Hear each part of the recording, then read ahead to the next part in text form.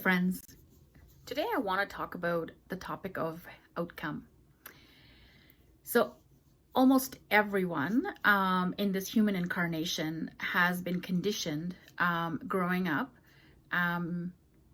specifically in certain areas such as education, as far as having a career, having a family, being an upholding citizen of society, living in a community. We've all been taught that we need to behave in certain ways. We need to have certain action items. We need to do certain things only because we want to achieve a certain outcome. We want to have a good education so we can get a good job. We want to keep our bodies healthy and clean, not only so we can fit into the community that we live in, but possibly attract a mate. And it seems like all of that is so dependent on everything that we do. So the outcome, it feels that we've been told, is very dependent on the actions that we take. In my idea, the formula is quite simple. It's event plus response equals to outcome. Now, we cannot control the events in our life. That's not something that we as humans, the way we're incarnated in this dimension, we're given that power, or so we think. So hold that thought. We often cannot control the outcome. We think we can. Our ego wants a certain outcome, and so we see that outcome as what it may be. If you go back to that equation of event plus response equal to outcome, the one thing that we do have a lot of choice on and a lot of control on is our response. And so what this really means is, what if we completely lose sight of outcome? And you know what? Ego is going to hate that, because our ego was formulated so that we could live with the patterns, programs, stories, conditioning that we have been taught as children. And anytime anything starts to deviate from that patterning, our ego gets its nose out of a joint. So immediately you're going to be like, how can I not focus on outcome? But take a step back for a second. What if you focused on response?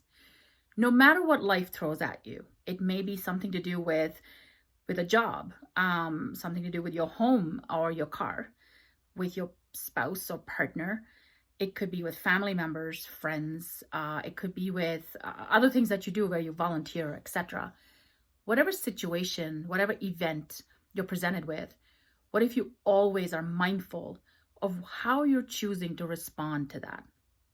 And what I mean by that is, when you live in ego mind or in lower mind, that response often is automatic based on some of the patterning and some of the stories that we've kind of conditioned ourselves to believe growing up.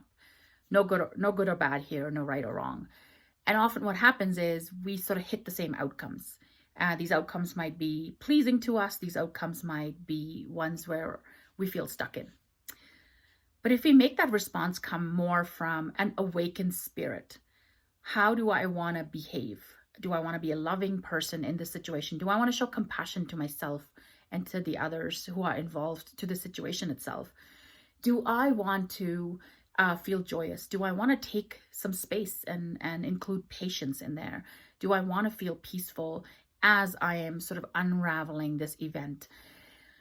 If we go in completely open-minded and completely awake of how am I choosing to respond to this event, oftentimes that outcome that appears is way more amazing than anything that ego could have brought us. It may be surprising, it may be completely unexpected, but it's often the better outcome.